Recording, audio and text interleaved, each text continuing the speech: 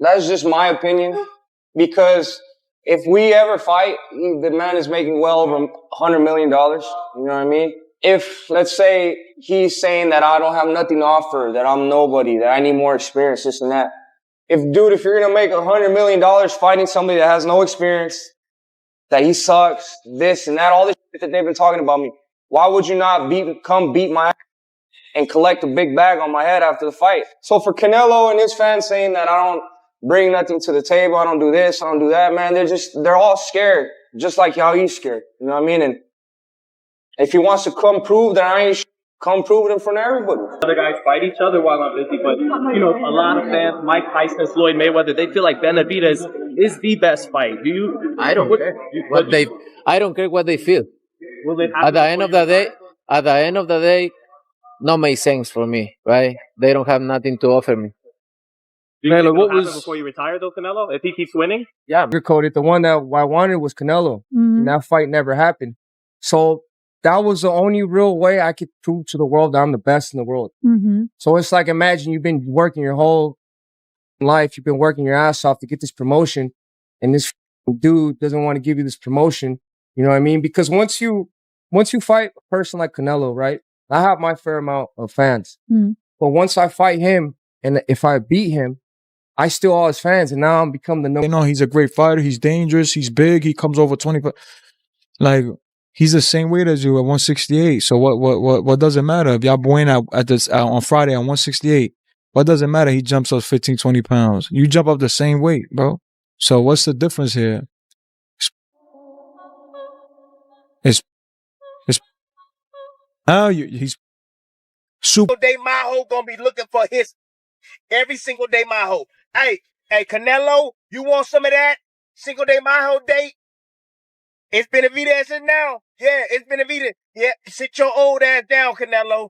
Sit your old ass down. It's a new sheriff in town, and everybody know it, and everybody saw it last night. His name is David Benavidez. That's his name. Call his ass Machine Gun. Ooh. The air inside the arena wasn't just electric, it was suffocating. Thousands of screaming fans were on their feet, flashes from 100 camera lenses blinding the canvas, and the raw, unadulterated tension in the room could have been carved out with a razor blade. David Benavidez, a man who walks into every arena looking less like a prizefighter and more like a human wrecking ball, had just put on a masterclass of terrifying violence. He had beaten his opponent into submission, capturing yet another world title in dominant, bone-chilling fashion. But as the referee raised his hand and the newly won championship belts were draped across his massive shoulders, Benavidez wasn't looking at the cameras. He wasn't looking at his team, his corner, or even the cheering crowd in the front rows. His eyes locked onto a single target sitting ringside, Saul Canelo Alvarez. For years, this was the fight the combat sports world begged for, pleaded for, and argued about in every corner of the internet. Canelo Alvarez, the undisputed king, the poster boy of modern boxing, the cash cow who dictates the tempo of the entire sport. And David Benavidez, the Mexican monster, the undefeated nightmare whose suffocating pressure and brutal, rapid-fire combinations have broken the spirit of every man put in front of him. What happened next wasn't scripted by a public relations team. It wasn't a manufactured stunt for a pay-per-view promo. As Benavidez grabbed the microphone, the atmosphere in the arena shifted instantly from celebration to volatile, edge-of-your-seat chaos. The crowd let out a thunderous roar as Benavidez called out the Mexican icon to his face, demanding the one fight Canelo has spent years sidestepping. When the two men finally locked eyes in a face-off that sent shockwaves through the sport, years of frustration, heavy-handed ducking accusations, line-in-the-sand excuses, and deep personal animosity exploded into a heated confrontation. This isn't just a clash over belts or sanctioning body fees. This is a battle for the very soul of boxing. Why has Canelo repeatedly shut the door on the biggest fight in the sport? What really happened when the two came face to face? And is Canelo running out of places to hide? Strap in, because today, we are breaking down the entire, explosive saga of David Benavidez versus Canelo Alvarez, the confrontation that broke boxing. To understand the sheer magnitude of what went down when David Benavidez confronted Canelo Alvarez ringside, you have to understand the pressure cooker that had been building up to that exact second. For nearly 4 long years, the boxing world had been living through a silent, agonizing Cold War. Fans were exhausted by the endless political dance, the press conference dismissals, and the constant moving of goalposts. Every time Benavidez smashed another contender, the chorus grew louder, "Fight Benavidez! Fight the Mexican monster!" And every single time, Canelo Alvarez brushed it off. He offered excuses ranging from purse demands that sounded absurd on paper, to dismissive claims that Benavidez brought nothing to the table, to bizarre declarations about not wanting to fight other Mexican fighters. But boxing has a funny way of stripping away excuses when the lights are at their brightest. The night of the confrontation, Benavidez wasn't just fighting an opponent, he was fighting a narrative. Moving up in weight, stepping into deep waters against a world-class champion in Gilberto "Zurdo" Ramirez, critics questioned whether Benavidez's terrifying power and high-volume punching would translate as he climbed divisions. Could he stalk down bigger, naturally heavier men the same way he pulverized super middleweights? Within 6 rounds, Benavidez provided an answer so violent that it sent a cold shiver through the entire arena. From the opening bell, Benavidez put on a display of pure, unadulterated destruction. His hand speed was blinding, his combinations came in 4, 5, and 6 punch volleys, and his relentless forward march looked less like boxing and more like an unstoppable force of nature breaking down a brick wall. By the time he sent Ramirez crashing to the canvas for the final time in the 6th round to claim unified championship gold, the arena was practically shaking. He had just accomplished something historical, capturing titles across multiple weight classes while maintaining an unblemished record. Yet, as the referee stepped in to stop the fight, Benavidez didn't celebrate like a man who had reached the pinnacle. His expression remained stone-cold, dark, and focused. He knew who was sitting just feet away in the front row, wrapped in designer clothes, watching his every move with a quiet, calculated posture, Saul Canelo Alvarez. Canelo had taken his seat earlier in the evening, surrounded by his entourage and security, maintaining the cool, unbothered demeanor of a man who considers himself the undisputed king of combat sports. We're gonna make this fight happen. If it's not happening, it's because of Canelo, 100%. And what I wanted to tell you guys too, I mean, this guy, he's making the most money out of everybody. He's charging you guys so much for the pay-per-views. It's like he's spitting in your guys' face, saying that he doesn't give a what you guys want. He's not gonna give you the best fights. He's gonna fight the fights that he wants. In my opinion, that's a little bit disrespectful to the fans, but he has cult-like fans that, you know, they don't tell him shit and they're happy with whatever he does. But at the end of the day, if you hold all the titles, you got to fight. Hello sweepstakes, and I'm sure you're not surprised. No, I'm not surprised. I'm not surprised. And you can tell everybody is looking for the payday. Yeah. Right? But I'm glad because you can tell. So that's what I'm saying. He's disrespecting you guys. So if you guys are cool with that, then there's nothing I can say about that. You know what? Canelo said all you bring is the extra 25 pounds. But so then why is he asking $200 million? Why is he asking $200 million? Why, when they bring my name up with him, that's the most money he's going to make. You know what I mean? If I don't bring nothing to the table, you know, so he just said, you know, well, he was bigger than Floyd, yeah, exactly. And then when he fought Amir Khan, he outweighed him by like 25 pounds. But, you know. But as Benavidez dissected his opponent with ruthless precision, you could see the shift in the arena's energy. The crowd wasn't just watching the fight in the ring. Every time Canelo appeared on the big screen, a mixed chorus of deafening cheers and intense boos echoed through the rafters. The fans knew what was coming. They could feel it. The moment the fight was officially called, Benavidez took the center of the ring. With the sweat still dripping from his body, his face flushed with adrenaline, he grabbed the interview's microphone. He didn't waste time thanking sponsors. He didn't deliver a generic post-fight speech. He turned his head directly toward Canelo's ringside seat, pointed his hand, and spoke with raw, unfiltered emotion that cut through the noise of the arena like a siren. "I see Canelo in the building!" Benavidez shouted, his voice echoing through the sound system.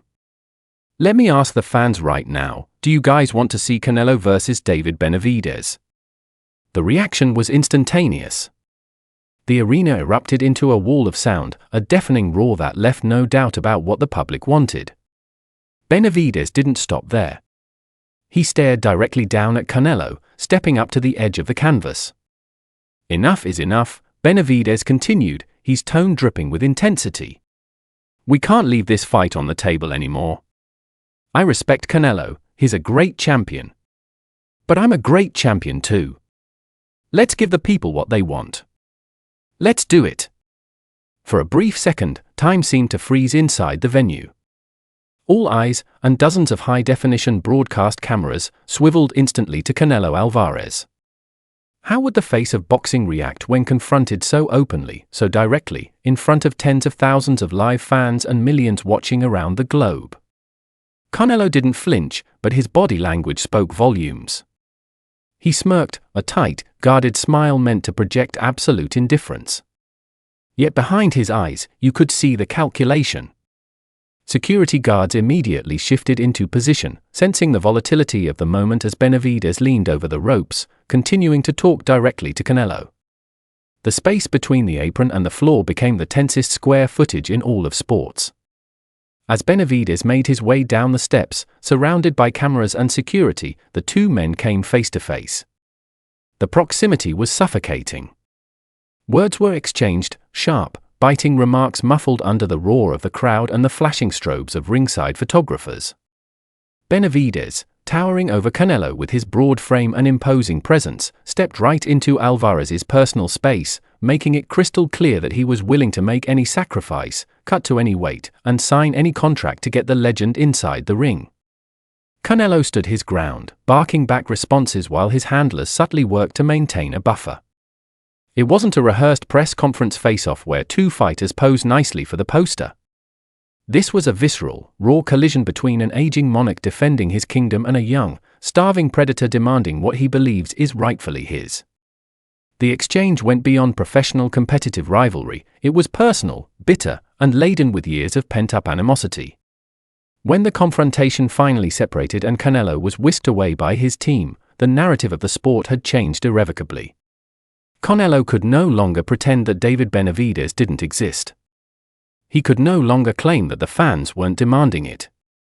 The confrontation exposed the ultimate dilemma facing Canelo Alvarez: fight the Mexican monster and risk everything he built, or continue to walk away and let his legacy be forever shadowed by the accusation that he ducked the most dangerous man of his era. To truly grasp why that ringside confrontation sent such massive shockwaves through boxing, you have to untangle the long, messy history of bad blood between Canelo Alvarez and David Benavidez. This isn't a rivalry that started overnight. It is a slow-burning feud built on years of political maneuverings, public insults, rejected multi-million-dollar offers, and excuses that have left boxing fans around the globe shaking their heads in utter disbelief. For nearly 3 years, David Benavidez held the WBC interim super middleweight title. In any normal era of boxing, holding an interim belt and sitting as the mandatory challenger for years means one thing: you get your shot at the full world champion. It is a mandatory right written into the bylaws of sanctioning bodies. But Canelo Alvarez is not a normal champion. Canelo is the supreme draw in boxing, a powerhouse who holds so much financial leverage that sanctioning organizations routinely bend their own rules to keep him happy. Canelo is like trying to claim himself as the best Mexican fighter when he won't fight David Benavidez. A lot of boxers don't do this. This is why Canelo's not fighting Benavidez. Why would Canelo fight Benavidez, who's relatively unknown, and Benavidez beats him and Benavidez becomes overnight a superstar? That's Canelo's When it comes to David Benavidez, we know him to be the monster. Let's talk about who he's getting in the ring with. You know what I mean? Let's talk about how great and exciting this fight is going to be. If you keep pushing the monster and the monster scaring everybody away, you know, you don't have anything to work with. Right now, Canelo Alvarez at 168 is the guy I think that makes David Benavidez the star. I'm going to say it. If y'all ain't seen the Port Away podcast, Canelo cannot beat David Benavidez. Wow, you're saying that. I respect Canelo. He can't beat. He comes over 20 pounds. I'm like, yo, bro, you just made yourself look like the biggest in boxing. Cause now I'm thinking about it, right? I'm like, wait, I'm like, nah, he's probably not even scared of him. But now, after seeing an interview that he did the other day, and he said, no, he's a great fighter. He's dangerous. He's big. He comes over 20. Like, he's the same weight as you at 168. So what does it matter if y'all boing out on Friday at 168? What does it matter? He jumps up 15, 20 pounds. You jump up the same weight, bro. So what's the difference? Instead of ordering a fight with Benavidez, the sanctioning bodies dragged their feet while Canelo took fights against opponents that left the public scratching their heads. When fans and reporters pressed Canelo on why he wasn't facing his mandatory challenger, the Mexican superstar began offering a series of explanations that shifted constantly. First, Canelo claimed he didn't want to fight Mexican fighters. He stated publicly that he represented Mexico and preferred not to share the ring with countrymen. Fans found this excuse hard to swallow, especially given Mexican boxing's legendary history built entirely on fierce, bloody rivalries between top Mexican warriors. Think Erik Morales versus Marco Antonio Barrera or Julio Cesar Chavez versus his domestic rivals. The excuse crumbled completely when Canelo turned around and signed a fight against Mexican contender Jamie Munguia. When the "I don't fight Mexicans" line expired, the narrative changed again. Canelo began claiming that Benavidez brought nothing to the table. He claimed that Benavidez hadn't earned the right to share the ring with him and had beaten nobody. Yet, while making those claims, Benavidez was systematically dismantling former world champions and top-tier contenders, men like Caleb Plant, Demetrius Andrade, and Anthony Dirrell. Benavidez wasn't just winning, he was physically breaking top 10 fighters, stopping them, and leaving them battered. Then came the financial demands. When asked what it would take to make the Benavidez fight happen, Canelo sat in front of media cameras and casually threw out a staggering number, $200 million. If Saudi Arabia or a promoter wants me to fight Benavidez, they have to pay me $200 million, Canelo declared. Otherwise, I fight whoever I want. To the average fan, that statement sounded like an impossible price tag designed specifically to price himself out of the matchup. It wasn't a negotiation starting point, it felt like a fortress built to protect his record. Promotions offered massive purses, reports circulated of guarantees upward of $55 to $60 million for Canelo, yet the fight remained frozen. As time went on, the dismissals became even more personal. In interviews, Canelo openly attacked Benavidez's physical size and heritage. When asked about Benavidez's achievements and his rising stardom, Canelo dismissed him by saying, "He's not Mexican. He's Mexican-American. It's different." He went so far as to suggest that Ryan Garcia had a better chance of becoming the next face of Mexican boxing than Benavidez. On top of that, Canelo repeatedly poked at Benavidez's physical size, calling him a heavyweight cutting down to fight at lower weights. He's a heavyweight fighting at 175 or cruiserweight, Canelo claimed in an interview with Ariel Helwani. It's not fair. He brings nothing to me except 25 pounds on fight night. For David Benavidez and his father trainer, Jose Benavidez Sr., these statements were slaps in the face. Benavidez had proudly embraced his Mexican roots throughout his entire life.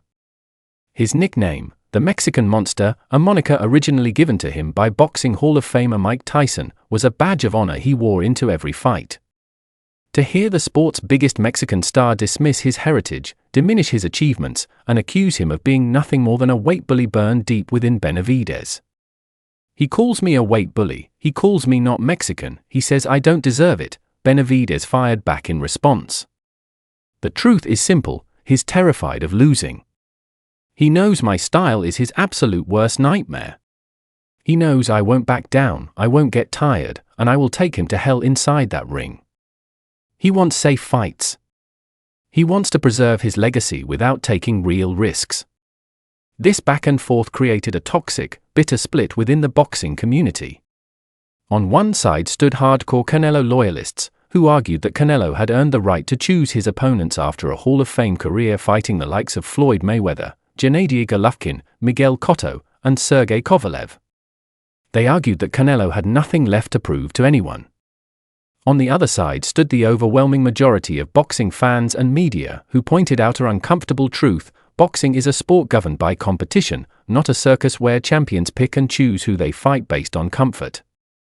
When a champion holds all the belts in a division, he has a duty to fight the undisputed #1 contender. By avoiding Benavidez for years while taking fights against lesser-rated opposition like Edgar Berlanga, Canelo began to alienate a massive portion of his own fan base. The ducking allegations didn't just stay in comment sections, they invaded press conferences, broadcast interviews, and ringside commentary.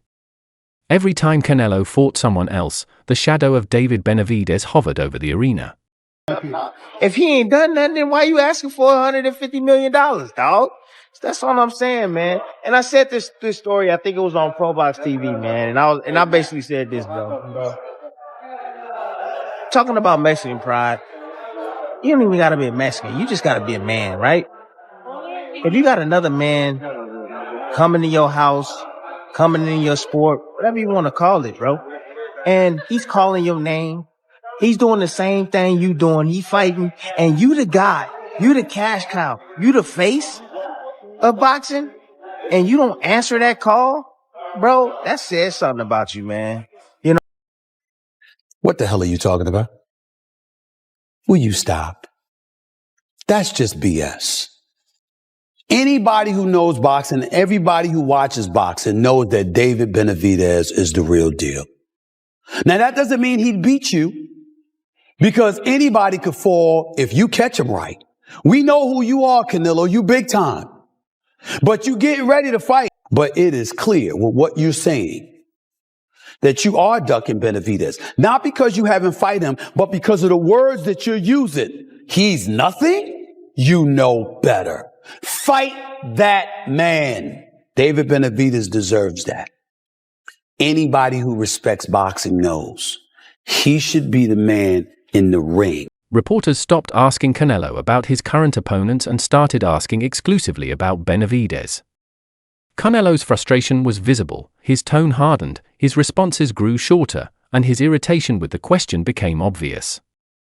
By the time Benavidez made his climb through the weight divisions, winning titles at light heavyweight and then stepping up to cruiserweight to destroy Zurdo Ramirez, the bad blood had reached its boiling point. Benavidez had proved that his power wasn't just a product of cutting weight, he was a natural-born fighter who could carry his destruction into any division he stepped into. And when he looked down from the ring that night and saw Canelo sitting just feet away, all those years of disrespect, ducking accusations, and public dismissals exploded into the rawest face-off the sport had seen in years. To understand why Canelo Alvarez and his team have been so hesitant to pull the trigger on a fight with David Benavidez, you have to take a terrifying look at what happens inside the ring when the Mexican monster goes to work. Benavidez isn't just winning fights, he is destroying men. His rise through the boxing ranks looks less like a standard athletic career and more like a trail of destruction left behind by a natural disaster. Born in Phoenix, Arizona, Benavidez was raised in the gym by his father, Jose Benavidez Sr., alongside his brother Jose Jr. As a teenager, Benavidez was heavily overweight, weighing close to 250 pounds. But behind that extra weight was a prodigy with hand speed and instincts that shocked seasoned veterans. By the age of 15, he was already sparring world champions. Legends who stepped into the ring with a teenage Benavidez, including Gennady Golovkin and Kelly Pavlik, came away stunned by the kid's terrifying combination of output and power. When he turned professional, Benavidez didn't just win, he pulverized opponents. At just 20 years old, he captured his first world championship, becoming the youngest super middleweight champion in boxing history. But it wasn't just his age that made headlines, it was how he fought. Most fighters in modern boxing operate on pacing. They throw 2 or 3 punch combinations, step back, catch their breath, and manage their energy over 12 rounds. Benavidez does the exact opposite. He fights with a relentless, high-volume pressure that breaks a man's spirit long before it breaks his chin. When Benavidez backs an opponent into the ropes, he doesn't throw single power shots. He unleashes 6, 7, 8 punch combinations with terrifying hand speed. Uppercuts to the body, hooks through the guard, straight rights down the pipe, all delivered with a heavy-handed fluidity that makes it nearly impossible for opponents to defend. His opponents described the experience of fighting him like being trapped in a small room with an avalanche. Look at his clash with former world champion Caleb Plant. Plant came into the fight with slick footwork, excellent defense, and a master plan to box on the outside and avoid Benavidez's heavy artillery. For the first 4 rounds, Plant played the role of the matador well, using his jab and lateral movement to keep Benavidez at bay. But Benavidez never panics. He stalks. He cuts off the ring with methodical precision, taking away space step by step. By round 6, the tide shifted violently. Benavidez trapped Plant against the ropes and began delivering punishment. By the late rounds, Plant was bleeding heavily, his legs compromised, holding on for dear life just to survive to the final bell. Benavidez didn't just win a decision, he stripped a world-class fighter of his confidence and forced him into pure survival mode. Then came Demetrius Andrade, an undefeated two-division champion known for his awkward, slick style that no one wanted to face. Many experts thought Andrade's movement would give Benavidez fits. Instead, Benavidez systematically broke Andrade down, dropping him hard and forcing Andrade's corner to stop the fight to save their fighter from unnecessary damage. As fighters at 168 pounds began actively avoiding him, Benavidez realized that waiting for Canelo at super middleweight was a waste of his prime years. So, he made the decision to move up. First, he conquered the light heavyweight division, claiming world titles against top-tier contenders while proving his hand speed and pressure carried up in weight. Then, he made the audacious jump all the way up to cruiserweight to face Gilberto Zurdo Ramirez, a massive, durable world champion who had only suffered one career defeat. Critics warned that stepping up 25 pounds was too much, that Ramirez's natural size would neutralize Benavidez's power. Benavidez responded by delivering one of the most violent, dominant performances of his career. I'm being scared of Benavidez. That man done fought everybody. He done fought everybody in the entire sport. Everybody. He has an incredible resume. What is he going to be scared of Benavidez for? And I'm a big Benavidez fan. What is he going to do? What is he going to do that Canelo hadn't seen before? Mm-hmm. He's a busy fighter. He's a good puncher, good ring generalship, great pressure, always comes in shape. Outstanding. When you look at that matchup, it's a great matchup. But I think that's a toe-to-toe battle, a throwback fight. Just wait until you get into the ring with David Benavidez. Benavidez is a whole new thing. He's got more power than you have ever dreamed of having. He's going to wipe you out. He doesn't want to hear it. Okay, he doesn't want to be treated to that kind of disrespect from people whose respect he thinks he has very meticulously earned over a long period of time. So for whatever reason, Canelo is not contented at this time. I can't evaluate whether PBC has done a questionable job or. He dropped Ramirez twice, battered him with rapid-fire combinations, and forced a 6th-round stoppage that left the division in shock. In doing so, Benavidez became a 3-division world champion, proving beyond any shadow of a doubt that he is one of the most dangerous pound-for-pound forces on the planet. It is precisely this path of destruction that makes Canelo's reluctance so glaring. Canelo Alvarez has spent his entire career building a reputation as a fearless warrior who takes on all comers. He fought Floyd Mayweather when he was just 23 years old.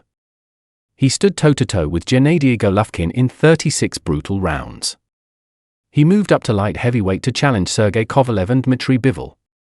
So why draw the line at David Benavidez?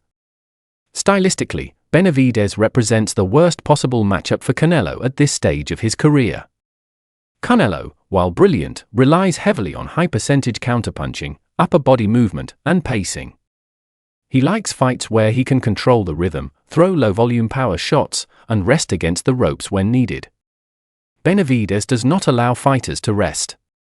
His output, often throwing 60 to 80 punches per round, would force Canelo into an exhausting, high-tempo war that his 35-plus-year-old body might not be able to sustain over 12 rounds. Furthermore, Benavidez's physical length, height, and ability to punch through guards mean Canelo cannot rely on his traditional high guard defense to stay safe. Canelo's trainers and inner circle know this. They know that taking a fight with Benavidez isn't just a regular defense, it is a physical war that could permanently alter the trajectory of Canelo's career. And when you combine Benavidez's terrifying form with the emotional fire ignited by their ringside confrontation, the stage is set for a fight that carries higher stakes than anything boxing has seen in over a decade. the heated confrontation between David Benavidez and Canelo Alvarez wasn't just a dramatic moment for social media highlights, it was the moment boxing reached a point of no return. The sports world is now divided into two distinct camps, and the conversation surrounding Canelo's legacy has taken a sharp, permanent turn. For over a decade, Saul Canelo Alvarez built a resume that cemented his status as a future first-ballot Hall of Famer. He conquered for different weight divisions, became the undisputed super middleweight champion of the world, and generated billions of dollars in revenue for the sport. In the minds of his supporters, his legacy is already etched in stone. He doesn't need David Benavidez to prove his greatness. But combat sports history is unforgiving. A fighter's legacy is defined not just by the men he fought, but by the men he avoided. Riddick Bowe is remembered as a great heavyweight, but his decision to dump his WBC belt in a trash can rather than fight Lennox Lewis remains a permanent stain on his career. Lennox Lewis himself had to fight Mike Tyson and Evander Holyfield to solidify his undisputed claim. Ray Leonard had to face Thomas Hearns and Marvin Hagler. Greatness in boxing requires stepping into the ring with the man everyone fears most. Right now, that man is David Benavidez. By repeatedly shutting the door on a Benavidez fight while taking matchups against heavy underdogs, Canelo risks allowing a single word to define the closing chapter of his legendary career: fear. Fair or unfair, every time Canelo steps into the ring against anyone other than Benavidez, millions of fans view the performance through a lens of skepticism. They don't see a champion defending his crown, they see a superstar protecting a record. Canelo recently attempted to close the book on the rivalry entirely during an interview with Ariel Helwani, stating flatly, "The window is closed. Right now, it's just impossible. He's a heavyweight fighting at 175 or cruiserweight. I have my own path." Canelo confirmed he is focusing on his upcoming bouts, including a defense against Christian Billy in Riyadh, and reiterated that he feels zero obligation to fight Benavidez. But here is where the story gets fascinating. David Benavidez has removed every possible excuse. When Canelo said Benavidez was too big, Benavidez stated publicly that he would gladly make weight and drop back down to 168 or meet at light heavyweight, where Canelo has already fought twice before against Kovalev and Bivol. When Canelo said the money wasn't right, international promoters and Saudi Arabia's boxing powerhouses stepped up with financial backing capable of meeting any demand. When Canelo said Benavidez didn't have titles, Benavidez went out and collected world championship belts across multiple weight classes. Every wall Canelo built to block this fight, Benavidez has kicked down with a sledgehammer. So where do we go from here? There are three distinct scenarios currently facing the boxing world. Scenario 1, the mega fight happens. Don't blame him not to fight David. Canelo, stay away from David. Don't do it. Let me get out of it with that. Don't do it. Listen, I'm taller and longer than Canelo. And I don't know if Canelo can. That's a big boy, man. I don't care. The skills is, you gotta really have the right skill set, movement, IQ, sharpness to beat David. Unless David just fights the next biggest man in the 75. It's going to be a different story. But at rounds, do what I had to do, whatever. But that weight and his length, and he knows how to throw punches and bunches, it's going to be a hard task for Canelo. And then David's not somebody that's going to let up on you either. Under mounting pressure from global fans, broadcasting networks, and Saudi organizers offering astronomical purses, Canelo Alvarez finally agrees to sign the contract. If this fight happens, it instantly becomes the biggest combat sports event of the decade. A clash between Canelo's razor-sharp counterpunching and Benavidez's relentless, suffocating pressure would break pay-per-view records across the globe. If Canelo fights Benavidez and wins, he silences every critic forever and cements his place alongside Julio Cesar Chavez as one of the greatest Mexican boxers in history. If Benavidez wins, the torch is officially passed, and a new king takes over the sport. Scenario 2, Canelo steps away, Benavidez dominates. Canelo continues to refuse the matchup, finishes his remaining contractual fights against carefully selected opponents, and retires on his own terms. Meanwhile, Benavidez continues his terrifying run, unifying titles at light heavyweight against the likes of Dmitry Bivol or Artur Beterbiev, or dominating the cruiserweight division. In this scenario, Canelo's financial success remains intact, but his legacy takes a massive hit in the eyes of hardcore boxing purists, who will forever view him as the man who ran from the Mexican monster. Scenario 3: The Unsanctioned War. The animosity between both camps reaches such a fever pitch that the fight is forced purely by public outrage and relentless media pressure. As Benavidez keeps calling out Canelo after every single win, the narrative becomes inescapable. Canelo sponsors and promoters realize that the public will no longer buy secondary fights at full price, forcing Canelo's hand to give the world the one fight they are begging for. One thing is absolute: the face-off changed boxing forever. David Benavidez did not just call out Canelo Alvarez, he backed the face of boxing into a corner. He showed the world that he isn't intimidated by Canelo's star power, his money, or his legendary reputation.